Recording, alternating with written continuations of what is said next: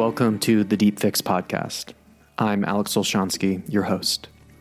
The following is a conversation with John J. Prendergast. John is a non-dual teacher. He's the author of The Deep Heart and In Touch. The Deep Heart, by the way, is an excellent book. He's a retired adjunct professor of psychology at the California Institute of Integral Studies and a retired psychotherapist. John and his wife, Christiane, offer retreats in the US and Europe, and I am hoping to make it to one of those at some point. I first encountered John's work and felt an immediate resonance. I could tell that he had that special something. You could call it a gravitas, call it an awakened presence, or maybe just a sense of grace. And meeting him for the first time in our podcast conversation that you're about to hear certainly did not disappoint. I found him to be remarkably perceptive, like he has the ability to stare directly into the core of your being. And this conversation is rather experiential. That is the way that John teaches non-duality, which is something that is best to experience rather than think about. So there are at least two times when John guides me through an embodied exploration of the non-dual ground, which you can hopefully follow along for your own benefit. In our conversation, we also discuss the spiritual inquiry John has developed around the question, what is my deepest knowing, to help people tap into their innate wisdom, how to overcome social anxiety by changing identity from a sense of a separate self to something far more interconnected, how to avoid the perils of getting stuck in the witness state as a meditator, and the importance of not just waking up, but waking down to the immanent, and how a very tantric approach to seeing everything in our 3D world as suffused by awake awareness is often better for Westerners who are not living a monastic life. And we discuss much, much more. But before I get into our conversation, I'd like to mention a couple ways you can support my work and help contribute to the production costs of this podcast, which are substantial. The first and single best way to support the podcast is by subscribing on Substack for just $6 a month. There you will receive my literary essays, you'll get exclusive subscriber-only content, and more. You can also visit my website at deepfix.co and learn about the various groups that I facilitate and the retreats that I host, if that's something that you're interested in. There are a million places where you can spend your time today, a few of which are even worthwhile. No matter, I'm grateful to be one of the million, and I'm hopeful to be one of your few. It's also my hope that in this conversation that you can taste the relief that I felt after dialoguing with John. And so without any further ado, I give you John J. Prendergast.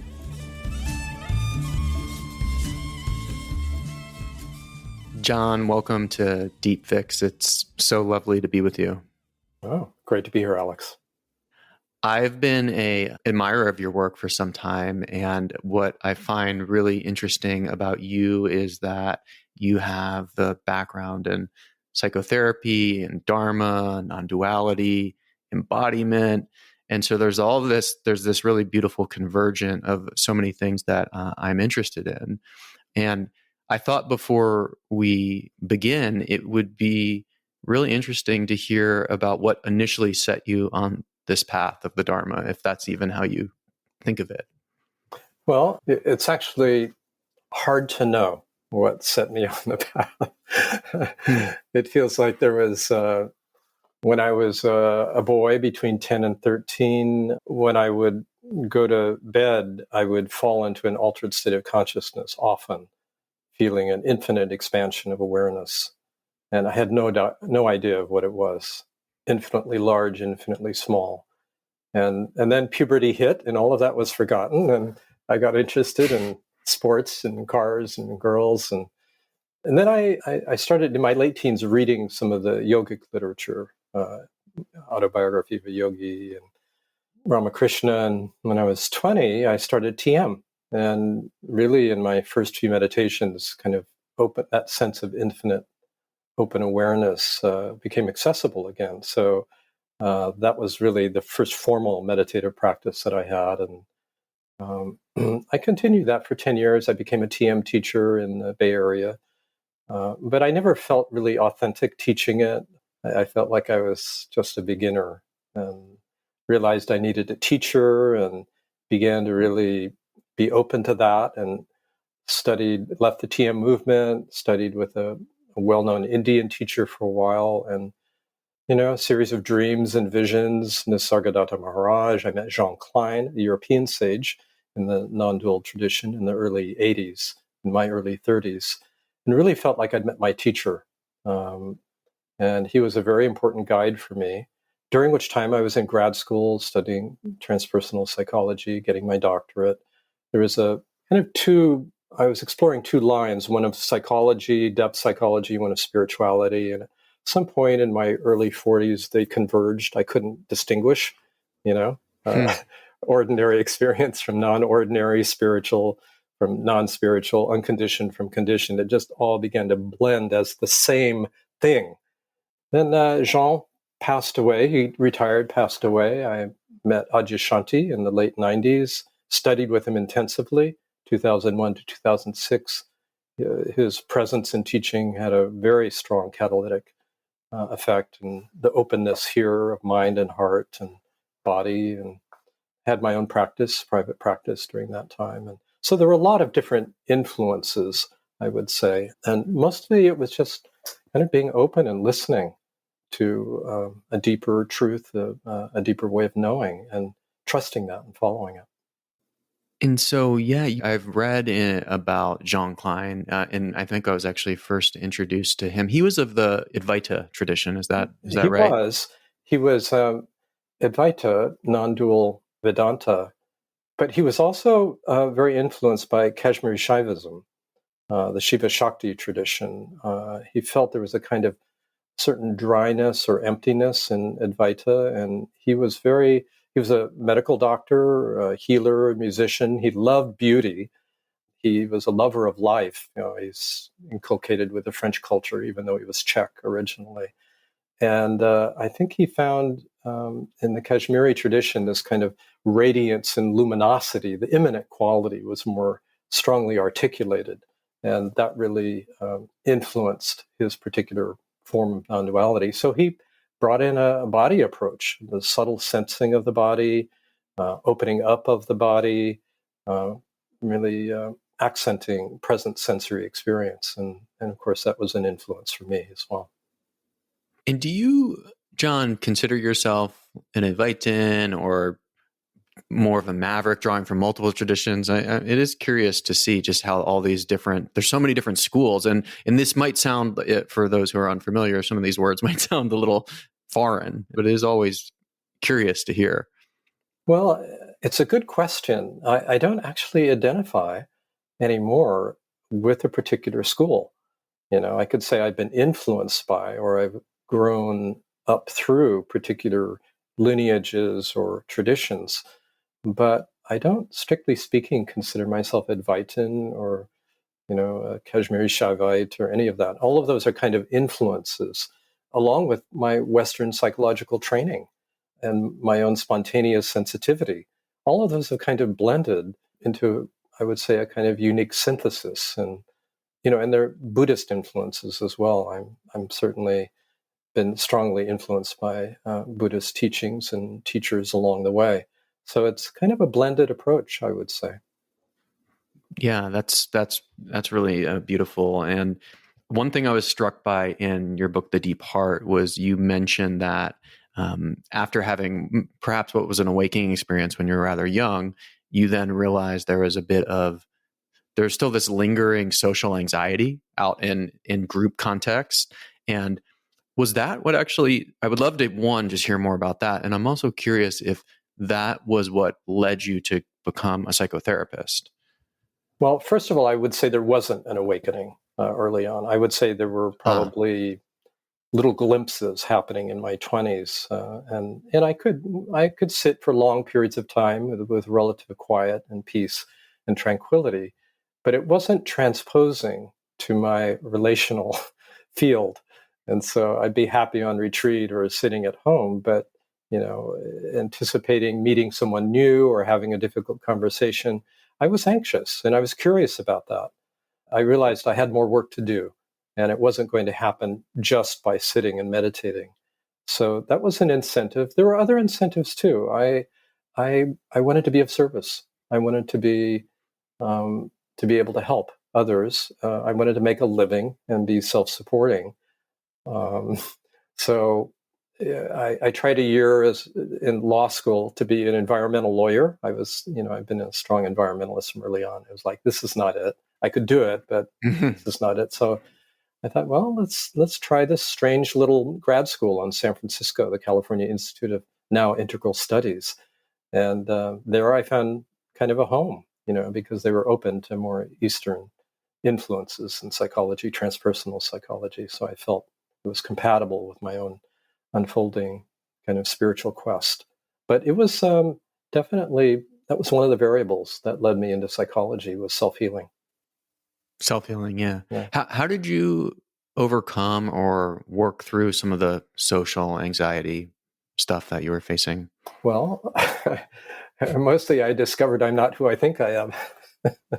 I'm not the image. So the awakening then came? Yeah.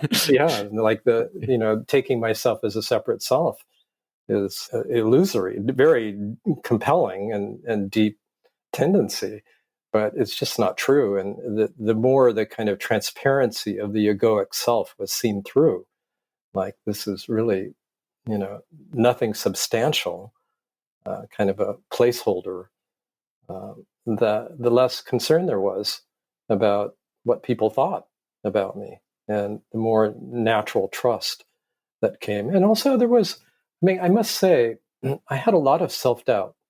I tend to be skeptical. I'm a critical thinker. I was critical of my own experience, overly, not particularly trusting. And so I would have a deep opening, and then the mind would come in and say, "Are you just making this up? Do you just want to feel good? Are you pretending?" Those questions would come in, and it took a while to see that self-doubt was a lens, a mental attitude in itself. In other words, see doubt as an object in awareness, as another frame. And once I could see it more and more clearly, it allowed me to actually trust my unfolding experience more. That there was a knowing here that is profound and not special. In other words, there's a knowing in everyone, and it's here too. And that recognition of the knowing and trust of that really helped alleviate, the concerns about what other people were thinking. The knowing, is that knowing the emptiness, the empty silence within?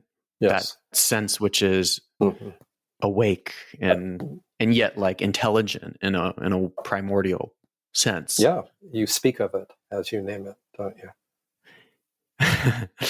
Well, and one thing you just mentioned that I'm really struck by, John, is like the seeing, and something that really stood out to me in your book is like the clear seeing can lead to liberation. Absolutely. And I would love for you to just say a little bit more about that. Like, I don't know if you're familiar with a British Dharma teacher, Rob Burbea, who wrote this book, Seeing That Freeze, which has become rather popular in certain pockets of Twitter Dharma that I hang out in. And the premise is very much that, there's all we have really are different ways of looking. We're always choosing a way of looking. The mind is. And thus one should adapt a way of looking that sees emptiness or is freeing. And what I took from your book rather is like, it's actually, you don't necessarily even need to look for the freeing. It's just the clear seeing itself. Yes. But I would want to make sure I'm getting that right. And that is correct. I don't think we need to look for a way of seeing. There is an inherent clarity of seeing that is here, implicit always. It's seeing without judgment, a seeing without comparison, a capacity to see things simply and clearly as they are and as they aren't. So in other words, a profound capacity for discernment. And it is the seeing through of the false, actually, the illusory, which is the most important.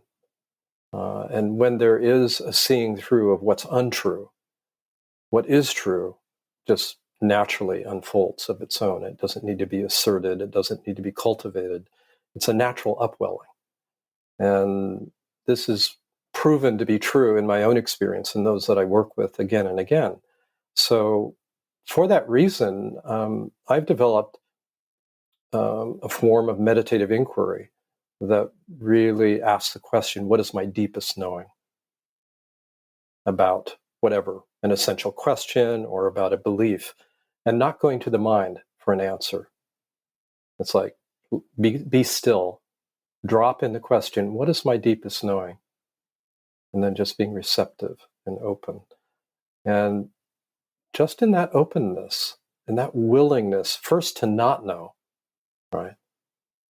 Not knowing is a portal to this clarity, because it's not a clarity of ordinary mind. It's not the clarity of analytic thought. It's the clarity of awake awareness, which is implicit and always here, recognized or unrecognized. And in the relaxing of strategic mind, in the willingness to not know, in that openness, in that quietness, in the receptivity, we can evoke it just by asking, what is my deepest knowing, or what is the truth, and not think about it. It's a kind of art. It's a subtle art, and we have to get a feel for it. Once we get the feel for it, it becomes very obvious. And then that clarity has a way of seeing through what's untrue. So, one can sit with many questions. Who or what am I really? What is the truth about this belief that I'm lacking or flawed? What is my deepest knowing? And then just being open and waiting and not looking for an answer, no correct answer, no yes or no. It's not binary. We're just open and receptive. And in that openness, there's a movement of clarity and a seeing through. And this whole system, there's a release process that happens, an unveiling of illusion, an unlearning of what's untrue.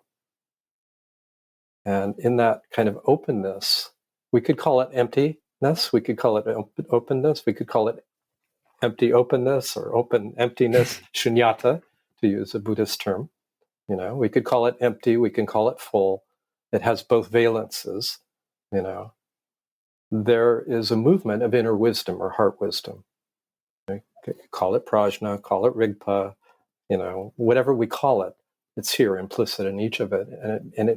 And in that invitation, in that openness, it comes forth, and that clarity begins to see through the veils of illusion and unveil. There's a deeper and clearer recognition of true nature which we can't conceptualize, true nature that we can't reify, true nature that no matter what name we give to it will be inadequate, true nature that can't be grasped by ordinary mind, but can be deeply known and felt and intimately felt. So that's the seeing through. It's like we can't let go willfully. We can, but we can, if we see through clearly, there's a natural letting go that happens. I just noticed something really settle in me as you said that. So that was really beautiful, for one. So that inquiry that you've developed, what is my deepest knowing? I have some experience with meditation, and I find that I can allow that to drop. But I imagine there are a lot of people, and I'm even speaking of my former self and my current self at times, where you might say, what is my deepest knowing? And it's just still so much activity up in the head. Thinking. And so how would you, if you were telling someone who is new to this, how would you help them get into maybe the body or a way that is out of the Well, the first mind? of all, I'll say notice where your attention localizes when you do the inquiry. And if it's up here, then relax and let go, because that's not where the inquiry is. I mean, it's when we do inquire, we tend to think, right? So it's habitual and normal for that to happen. And so I'll often say, don't think about it. What is your deepest knowing? Don't think about it. Don't go to your mind for an answer. That's a very explicit pointer and instruction that I offer. And then I'll say, just kind of notice where your attention is. Let it drop down and in to the core of your body and open up, right? If you find your attention going up into your head, take a few deep breaths, relax, and let your attention drop down. Feel your heart area. Feel your lower belly. Breathe a little bit. You can put your hands there. All these are little tips for just bringing attention down and learning to access actually this different mode of knowing. And that's more intuitive, more direct, more whole body, more, and we're talking about also evoking the felt sense, this whole body sense of knowing that's prior to thought and feeling dividing themselves, a term you're familiar with, and probably some of your listeners are too, developed by Eugene Gendlin, the felt sense. So we're evoking a felt sense, I would say the far reaches of felt sensing, the felt sensing of our knowing. And sometimes it will come, I'm very kinesthetically oriented, and so in this inquiry, I'll drop in a question like, what is the true nature of my ground? Very open-ended question. Immediately, my attention drops way down below, and just something starts to happen. A little tingling maybe, or some sense of openness, or So for me, the tactile, the proprioceptive channel is very open. Imagery is secondary for me, but primary for others. So a spontaneous image may arise that is maybe somewhat mysterious, like a dream, or may have a certain resonant clarity, immediacy. Sometimes a word or a phrase will come, and sometimes it'll just be a silent knowing, a realization. None of this is relevant. None of this has anything to do with who I am. Yeah. But when there is a clear seeing, a real clear seeing, there is a release that happens. This is another criteria. You'll feel a softening, a melting, an opening, an unwinding, a release. What Gendlin calls a felt, I forget what he calls it, but a felt release, sense of release. And so there's a bodily response. And this is why the sense of the body I find is so helpful in the spiritual search, because otherwise we get caught in subtle concepts, subtle observing states, and that's a whole nother conversation we can go into. Right. But the felt sense of the body is really a very valuable resource, one that I talk about in my first book. Yeah, and I know your teacher Adyashanti often will warn how spirituality can become just this head trip of abstractions. And one thing I've noticed, and I wanted to clarify, and this might be a little particularly with men, Alex. Yes. Oh man, tell me about it. I work with all sorts of men. And because I am a former overthinking, mentally masturbatory guy myself. Oh well, me too. Yeah. And so I derailed you. Keep going. No, you didn't. It's okay. I was just thinking of my partner, Grace, who I feel like naturally, all the work I have to do just to get where her baseline is pretty remarkable. Yeah. And so one thing that might be nitpicky for maybe the DARPA nuts out there, but I want to ask you about is I noticed that you use the word, and you have this really, and I've heard in some of your guided meditation, allow attention to settle down and in. Mm-hmm. And I want to ask you about why you choose to use attention rather than awareness. For instance, Locke Kelly, who I believe is a colleague or mutual of yours, Yes, friend of yours, yeah. He always is talking about awareness, right? Yes. Allow awareness to move it. And so attention, I feel like for some people of course there is a difference, right? Because awareness actually is just awareing. It's not doing anything. That's right. Correct. So you wouldn't actually, is that maybe why Yes. you use that intentionally? Exactly. Okay. But say more about the word choice, because I sense. I do. And I try to be as precise as possible. And for me, attention is a wave of awareness. Like awareness is the ocean, attention is the wave. And attention will, from time to time, subside into awareness, which is whole, complete, and non-localized. So to direct awareness, for me, isn't technically quite resonant. It could be in a different system, depending on how you define awareness. So I'm happy for Locke to use his language as he does. But for me, The word attention is more precise. And it's very interesting because when we refer to I or me, we're actually talking about attention, to localized attention. And the I or the me, for me, is like a localized expression of unbounded open awareness. And so the little me is like a little pinpoint, like the tip of a wave. I use that metaphor in my book of an oceanic awareness. If we track it back, if we track it in, like, what is this me? What is this apparent I, this apparent separateness?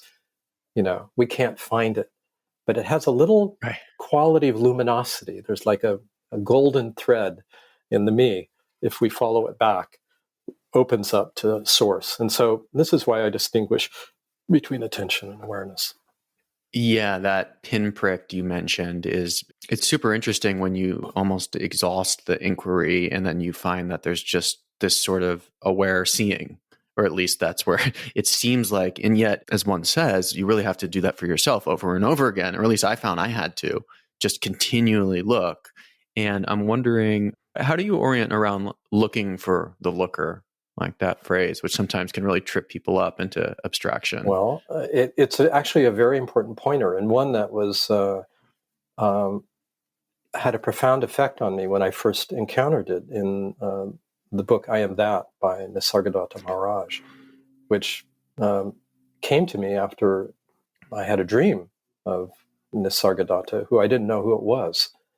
So there was something at work here that guided me to that book. And when I read the phrase, the seeker, this is dialogues that Nisargadatta, this, very simple, beady salesman in Bombay, who was also a teacher, would have with mostly Westerners in the 1970s before he died, some certainly Indian students as well. But I read in his book, in a dialogue, the seeker is the sought. The seeker is what we're looking for. And it just had such a powerful impact on me because I realized I was seeking, even though I, heard it somehow differently and in different ways, it just went in, and it was like tectonic shift in the inquiry back to the one who's looking. Like, I am the one that is being looked for. I am the one that's being sought. So it really shifted attention back to this awareness itself.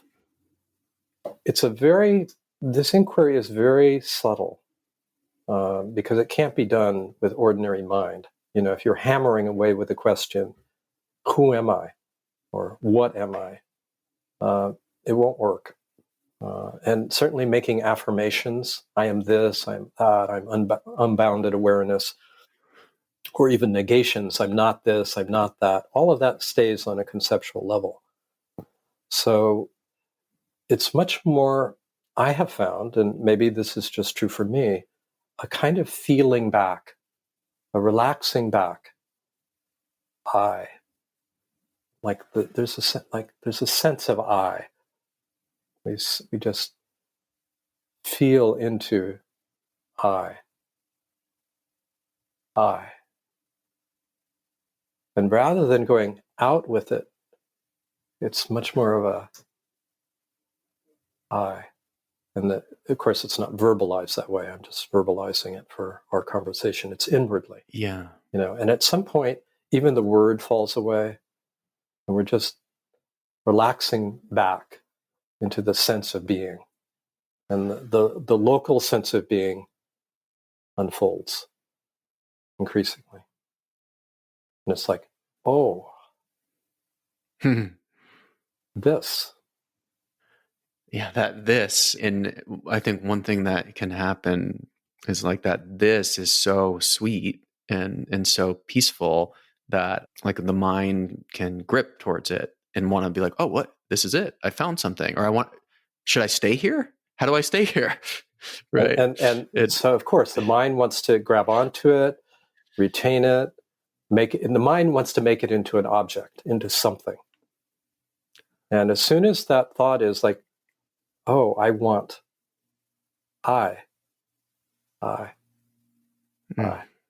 think, I, I. We just come back to it.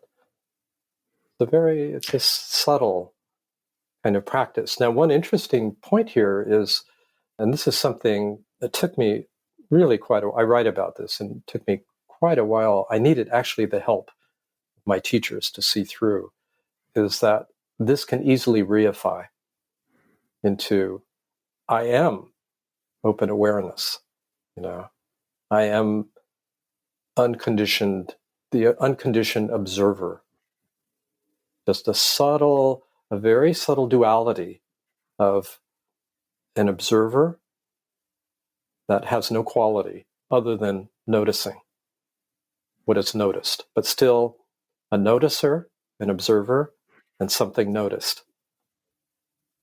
And still in duality. Still in duality, still in a kind of witness state. And this is quite common for meditators, experienced meditators, to get stuck there, as I did, until actually Jean Klein pointed it out.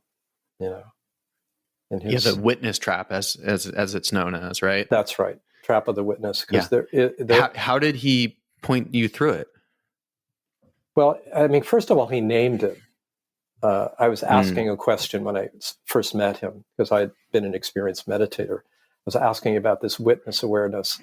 And in his humorous style, he said, "Do not fornicate with the witness."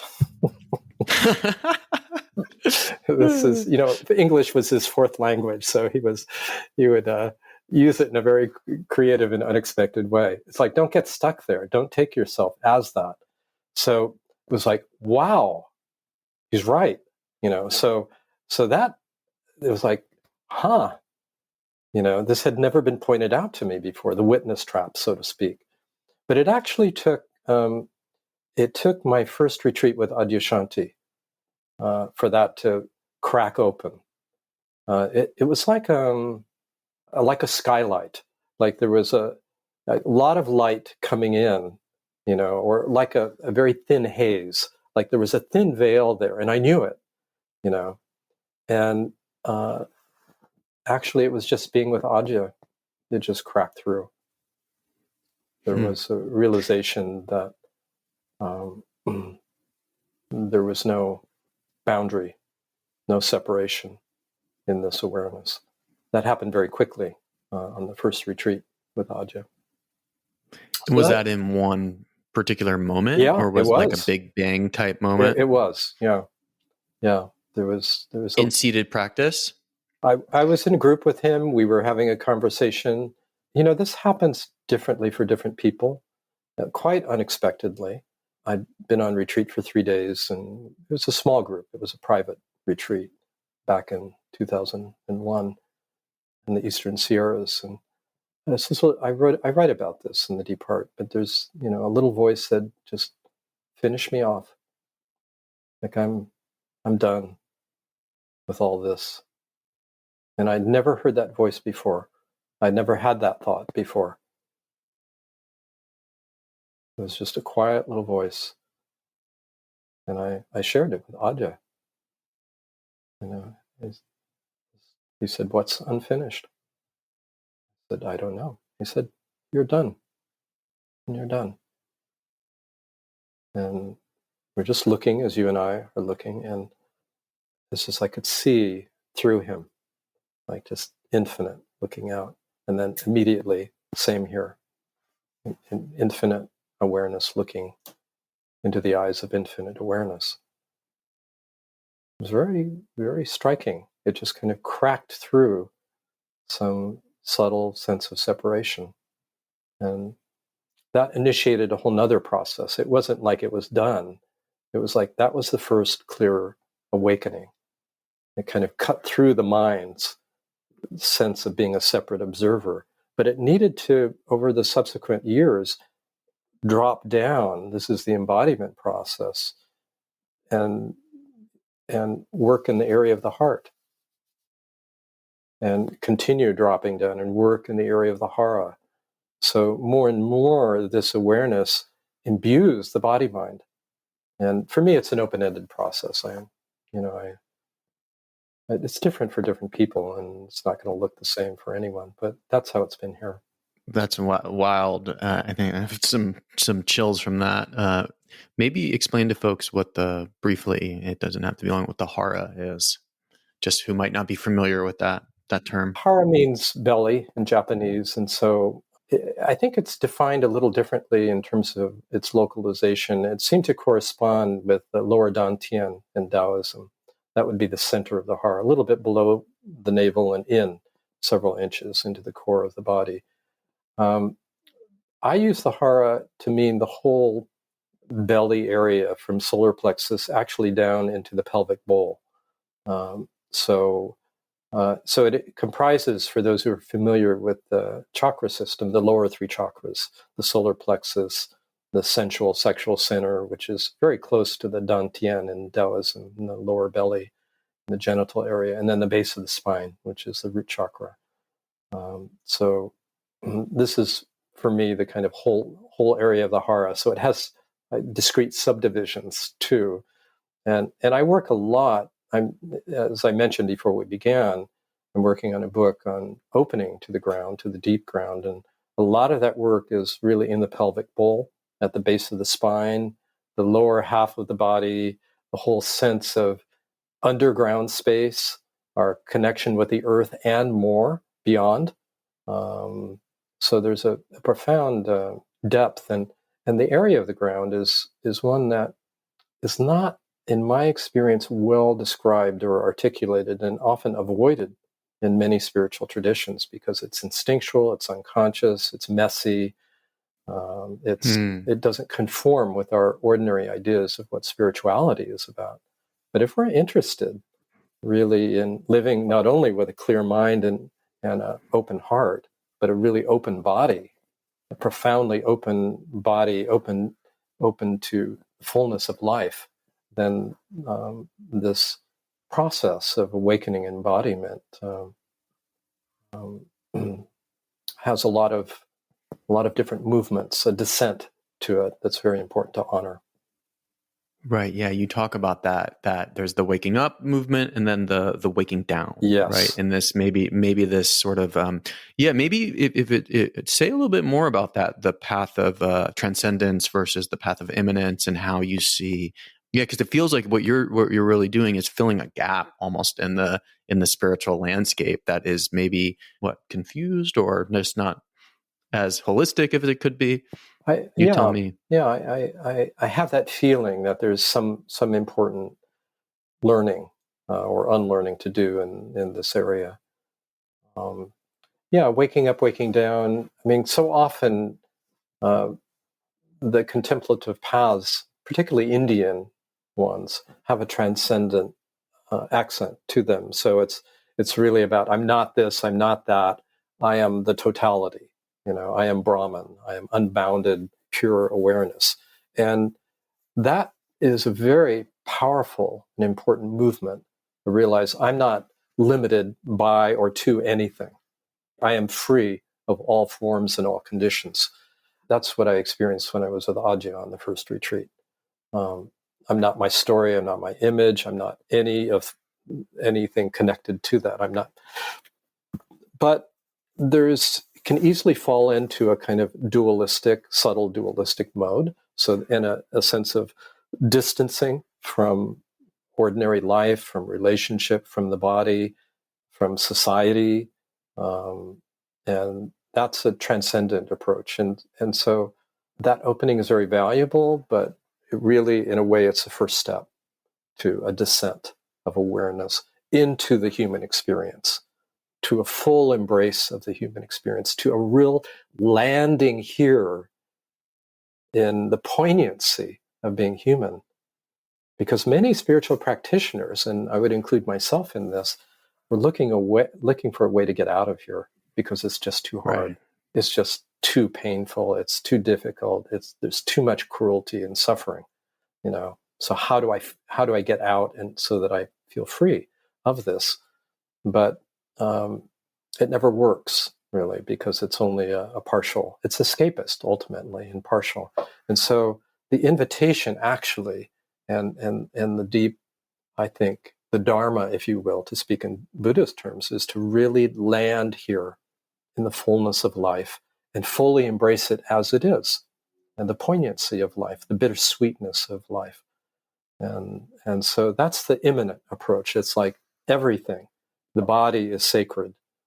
Ordinary human life is sacred. Relationship is sacred. The planet is sacred. Life is sacred.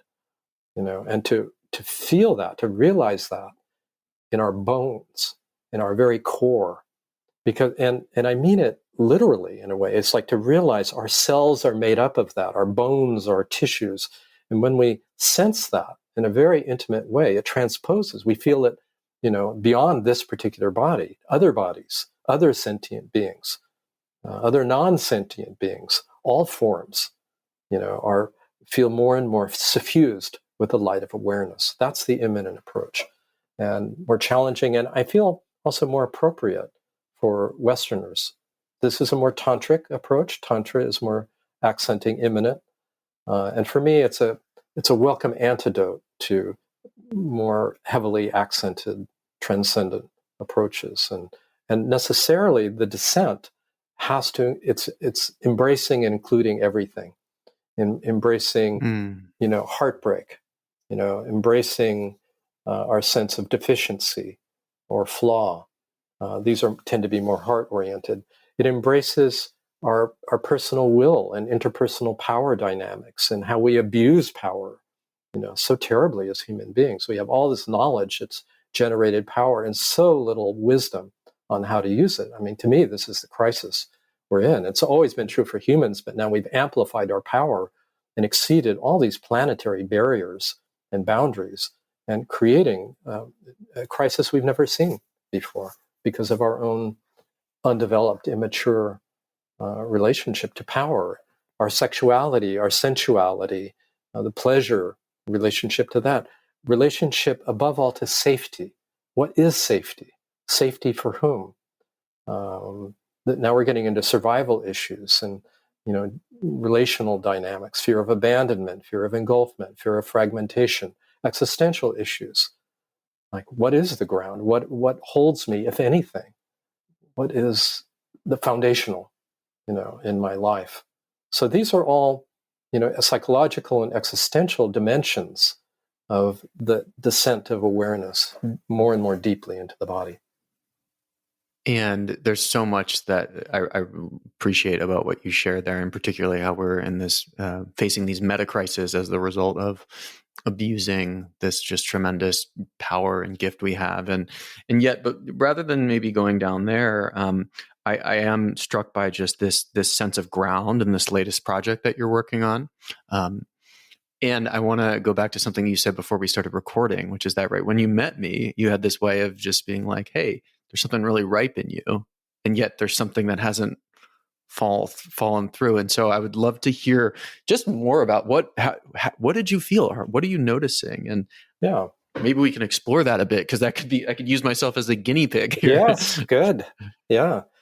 Well, this is quite common, I find, in people who are, deep explorers, I would say, into true nature. And it's really true of everyone, but particularly it's more vividly obvious for people who've been, exploring for a while or explored deeply, even not for long, which is there's a kind of clench or holding in the belly, and often also in the pelvic bowl at the base of the spine, that has to do with survival and the fear of letting go, and the fear of annihilation, the fear of losing control.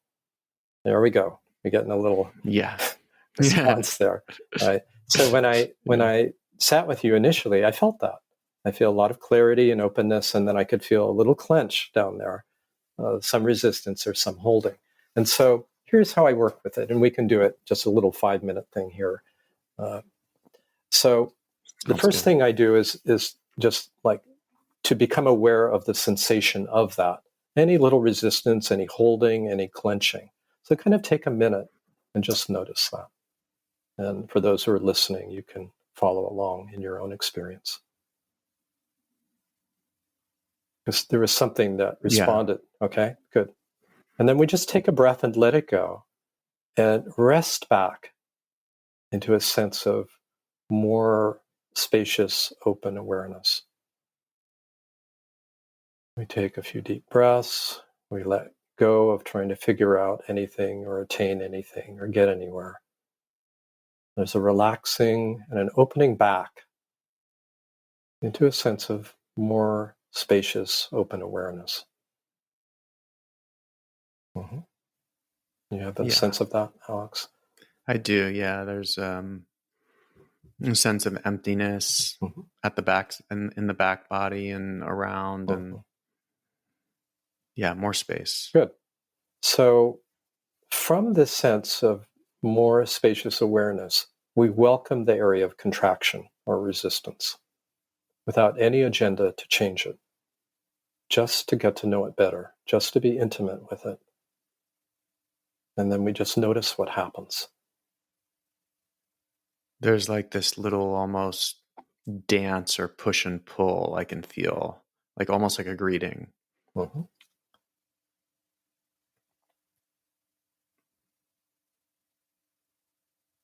There's a sense of, wanting to do the exercise right. Mm-hmm.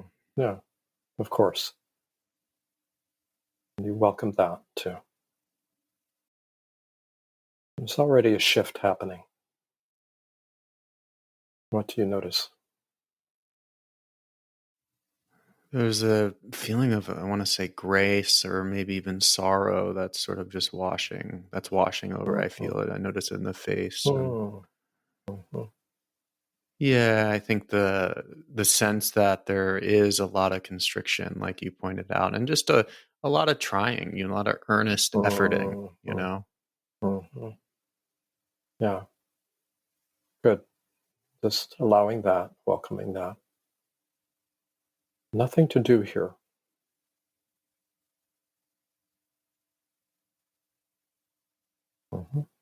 Now. It's a clarifying sense too, just like, oh yeah, this is it's so simple. You don't have to try so hard. Correct. That's correct. And as you notice that, and as you say that, what do you experience? A sinking. There's a settling, isn't there? Yeah. Sinking, settling, deepening. Yeah.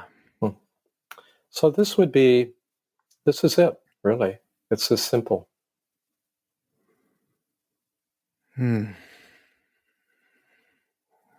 Whoa, now, as I just reopened my eyes and the room's brighter, it's a little bit more vibrant. Interesting, isn't it? That's right. Yeah.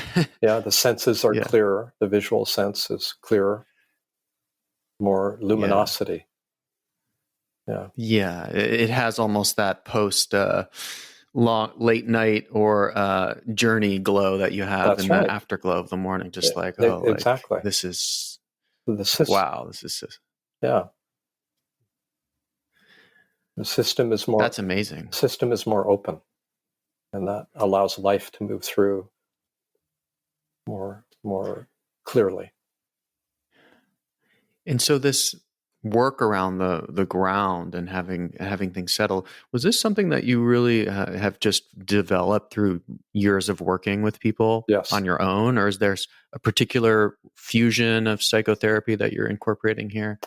Mostly just my work with people and my own inner work. I mean, I remember when I was on retreat with Adya 20 years ago, and he started talking about the hara.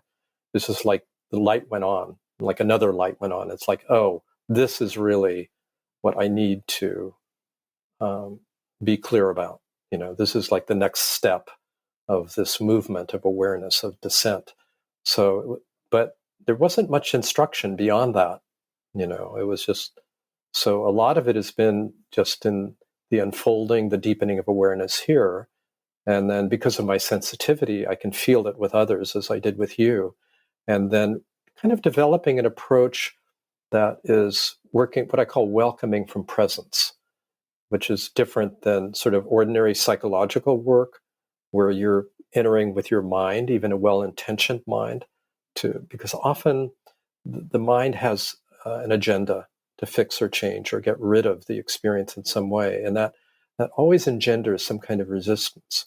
And so it's like, okay, find the area that's wanting attention, then take a deep breath, let it go, relax back, access some degree of open awareness, spacious awareness. From that awareness, now welcome this into you, right? Rather than you going into it. It's like, welcome this into spacious awareness and just notice what happens. So that principle then applies to any area of contraction, and particularly areas of contraction in the ground, basically to the clench, or the contraction. And so it's just applying that principle to this particular localization and then noticing, what are the issues that come up? What are the feelings? The feelings are terror. What are the issues? Fear of annihilation, survival, safety. These are core issues as human beings. If we do not feel safe, nothing else is going to happen. We're not going to open our hearts. We're not going to enter into relationship. We're not going to form communities. We're not going to share. We're not going to love. We're not going to blossom as a human being. We need to feel some sense of security or safety. As a separate self, we do that by trying to manipulate ourselves and others, or by clenching and withdrawing or lashing out, none of which really works very well. It can kind of work, provisionally, and we can be more or less skillful. But really, the resolution is in the letting go of taking ourselves as a fraction or a separate self, because we're always living in fear when that's the deepest level of the clench. The release of the clench is seeing through that, and then we're open to life. We're open to diversity. We're open to difference. We're open to challenge. We're open to learning on a whole nother level that we weren't before. And that's true individually and collectively. So if I were to summarize the teaching, because this is really, really good, and maybe a way that people could, myself included, practice this continuously, is so it's first just relaxing back and settling back. Settling and down allowing, in it. Yeah, the first movement is out of the head. It's take a few deep breaths, let your attention drop down and into the core of your body. Then relaxing back. Go on. And then welcoming. Welcoming whatever the experience is, without an agenda to fix or change or get rid of it, and simply notice what's here. Yeah. And then be with that. And then be with that? And continuously be with that with curiosity? Because the curiosity and affection are naturally there. We don't have to create curiosity and affection. And really the only interest is to be intimate with our experience. And the rest takes care of itself. And, sometimes we have very strong knots of conditioning that takes more time. Other times there can be a sudden unexpected release, but it's not up to us. It's not up to us as a conditioned strategic mind for that to happen. And if there's nothing calling for attention, we simply rest in and as awareness. So it's not it's not, the point of this teaching is not to do better psychological work on ourselves. It's not, it's not to become a better person. It's not about working on ourselves. It's actually simply resting as we are and being open to life as it is. And if something is wanting attention, then we allow that. We're curious, we're affectionate, and it has a way of unwinding itself. So we're not avoiding and we're not grasping. Not avoiding, not grasping. Thank you for that, for clarifying that. And what I appreciate is that it seems like you advocate for, you teach this style of what maybe could be known as true meditation or effortless meditation, in the sense that you're not following the breath, you're not doing any fancy practices, you're literally just allowing whatever is here to be here. Correct. Yeah, let your experience be as it is. Let yourself be as you are. Now, it is true, of course, this whole topic of meditation is a subtle and huge one. And if one is agitated, if one has a squirrely mind, as most of us have had or do have, it can be helpful to do a settling practice. In Buddhist shamatha, right? You have some focus, initial focus of attention, which could be the breath, which could be the heart area, which could be the lower belly, the hara, until there's a certain calming or settling of the system. and then a release of that subtle focus or effort. Could be mantra meditation, what I taught as TM. But at some point, we let that go and we simply rest in and as awareness, and we let our experience be as it is.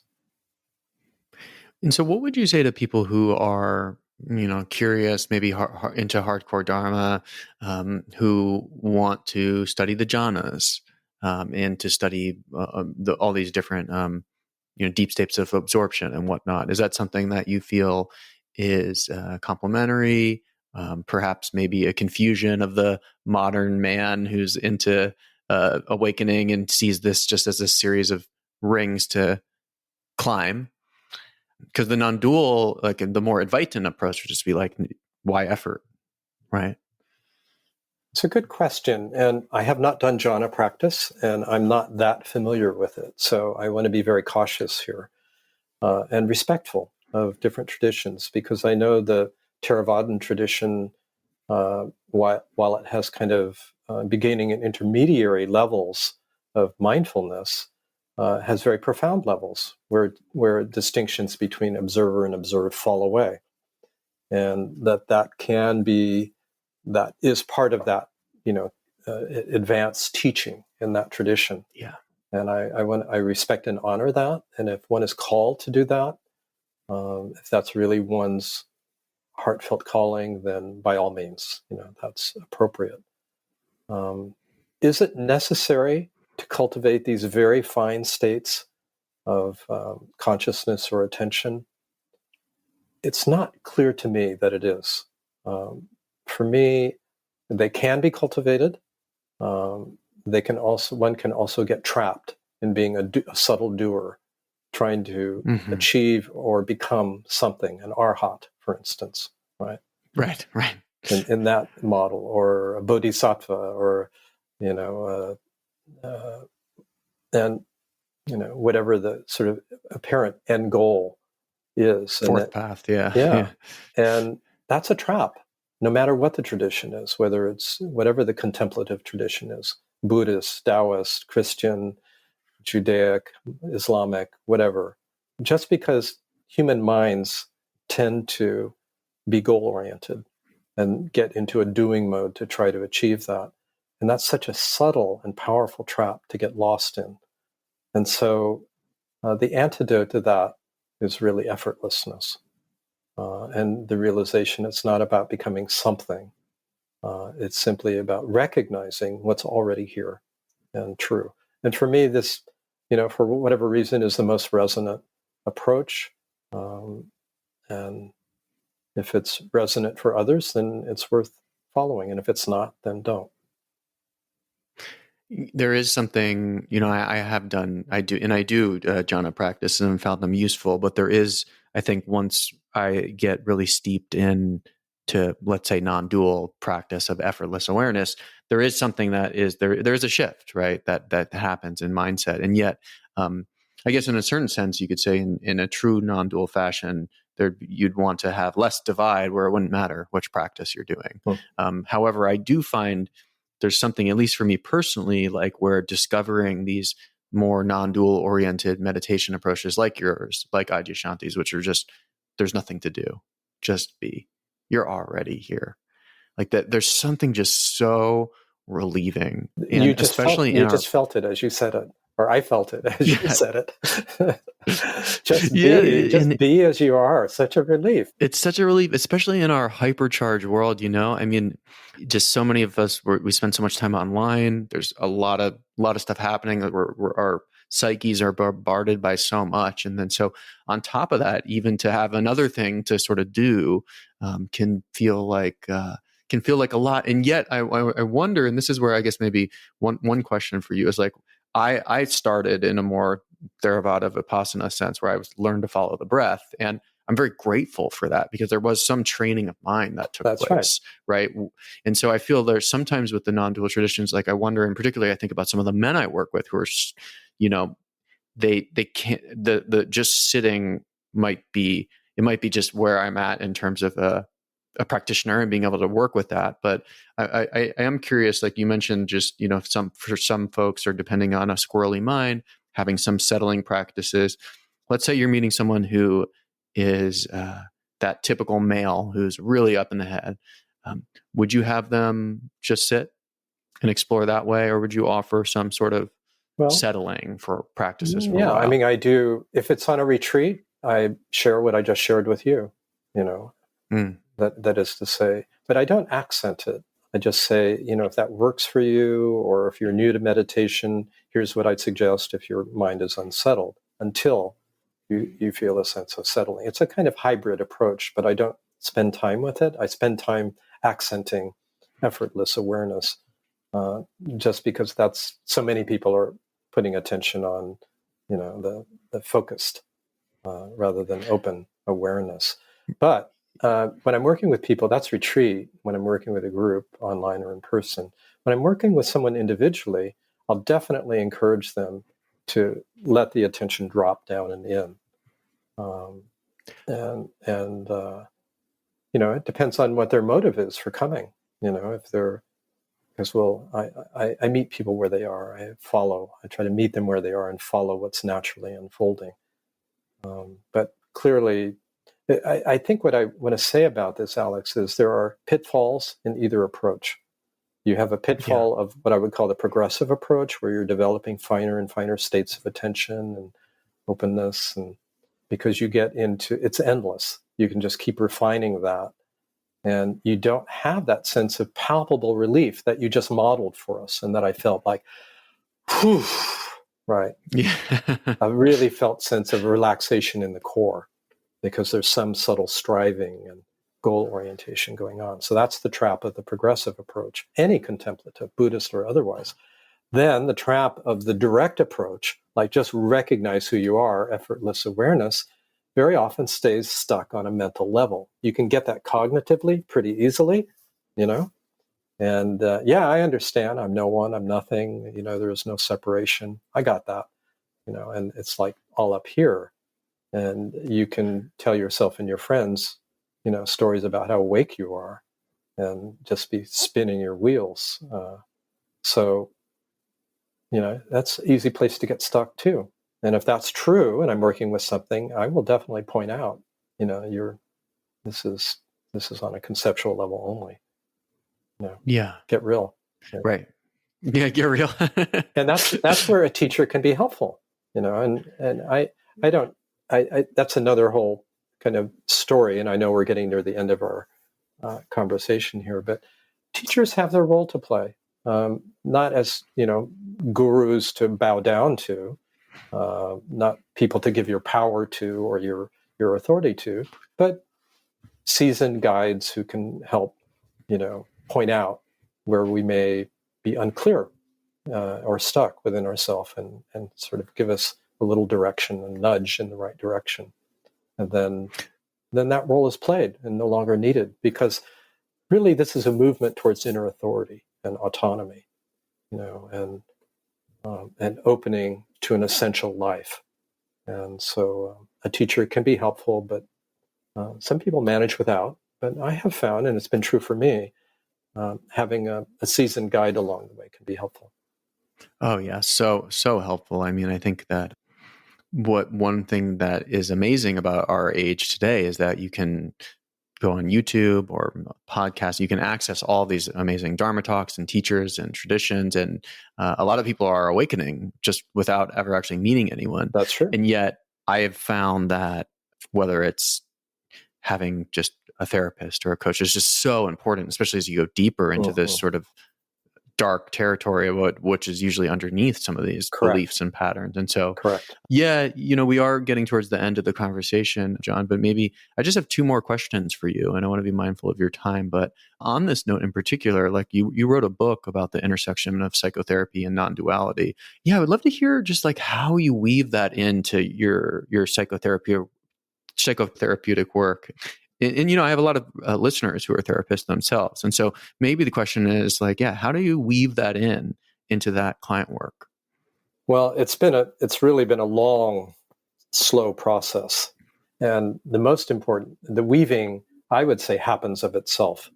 So in other words, there's a natural confluence here, I find, in terms of working with conditioning from unconditioned awareness, working from presence. And the key, I mean, there's two sides, apparently two sides, really not separate, where we become on the conditioned side, if we're a coach or a therapist or a healer or counselor of some sort, we do the work ourselves.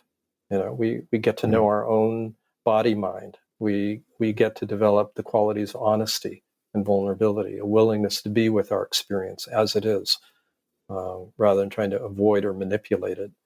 We get to know what the patterns are. We get to learn how to work with patterns and how to be intimate in relationship with someone as they are going through their own journey. So that's on the therapeutic side. On the awareness side, it's like we get to know who we really are more and more intimately. In other words, we keep opening, we keep letting go, we keep releasing our identities, our stories, our points of fixation, of awareness, the need to be right, the need to know. We let ourselves empty out and open up. We let ourselves unlearn more and more. And we relax into not knowing, right? And so in that relaxing to not knowing and the relaxing to just openness into this moment, then there's a natural movement, I would say, of awareness, as well as whatever skills and understanding and training that we've had. And we meet people where they are. It's just like, oh, how are you right now? What's here right now? And understanding there's a multidimensionality to that. There's thoughts, there's feelings and sensation, and there's awareness. That's context of everything else. And when sometimes awareness comes more into the foreground and we can recognize that, say, I just noticed that moment of silence, that stop, when the conversation ended, we had nowhere to go. That's a very interesting moment, isn't it? Here we are, not knowing, in openness. Can we stay with this? Not have a problem to solve, not have somewhere to go, What's this like if we're just here together, not thinking? What if I receive you as you are and you receive me as we are without knowing who we are? What happens? Like that. So they're these moments that arise quite naturally. And they weave themselves in. There's no manipulation there. There's no attempt to induce a state, get somewhere and to go somewhere. There's a noticing, actually, of the multidimensionality of experience. So I've just in 5 minutes tried to describe something I've spent decades, developing. Well, I appreciate you doing that. And maybe this actually will be the last question. Oh, let me just clarify too. I've retired as a psychotherapist, so I no longer do therapy. Okay, yeah, you retired. I trained therapists for decades. But, yeah. Okay, go ahead. Well, this word that has come up numerous times throughout our conversation, and I know it's mentioned frequently in your books, and I know your teacher Jean Klein talks about. I think the phrase was like being, like just dropping into the unknown and dropping into the not knowing mind. That's right. Maybe as a final note, that could be a cool place for us to end on. Okay. Like a little guided meditation or just a statement? Yeah. Why don't we do a guided meditation to close, drop into the unknown, something short. All right. Sounds good. This will be about 3 minutes or so. Okay. Perfect. All right. So I invite everyone to sit comfortably upright,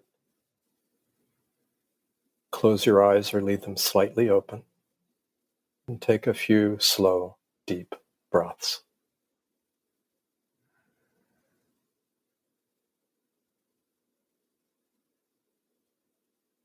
There is no problem to fix right now.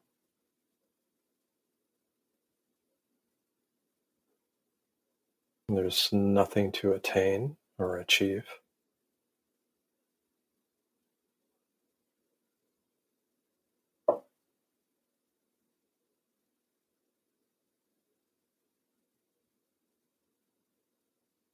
It's enough to simply be as you are.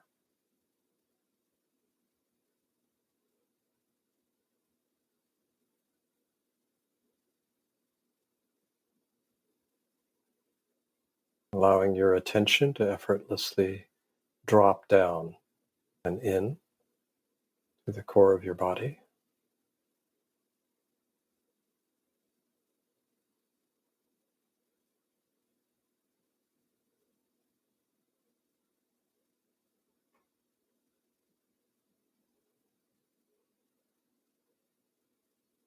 To not know who you are,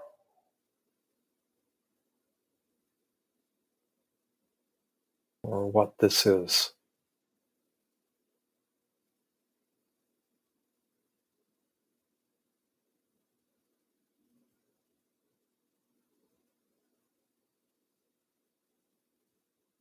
And simply to be open to the unknown.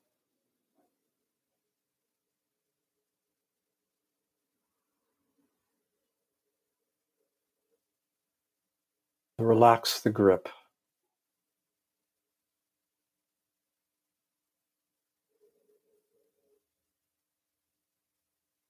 To let the mind rest.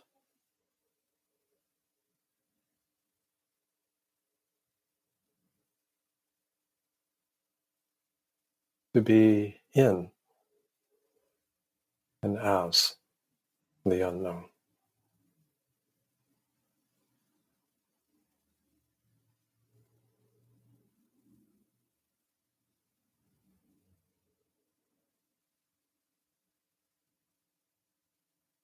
And as we open to the unknown,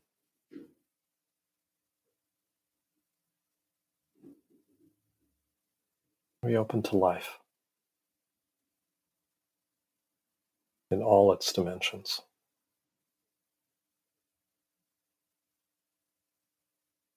We open to being here,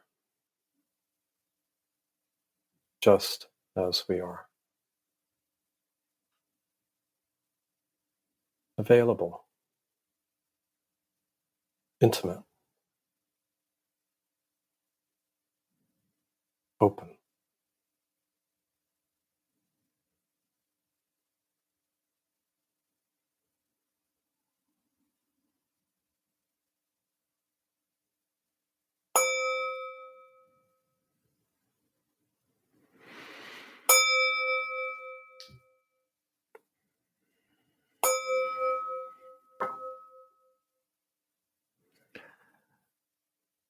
Thank you so much, John. That was just lovely. Where can people find you? You're working on a new book. What should people know? Best is to go to my website, listening from silence, all one word, .com. But you can also Google my name, John, put in my initial for my middle name, J, and then Prendergast, or John Prendergast, Ph.D., and you'll find my website. And you can sign up for the newsletter, check events, and I offer retreats and online, in person. And there's a fair amount of media stuff to look at if you want various interviews and some videos of retreats I've done. Fantastic. I'll be sure to include that in the show notes and description. And I'm leaving today our conversation with this nice sense of settling and relaxation. And that's our Friday afternoon. So thank you for that, John. Thanks for being here and for sharing your depth of wisdom. It's much appreciated. Well, I've really enjoyed being here with you, Alex. And yeah, it's been a real pleasure.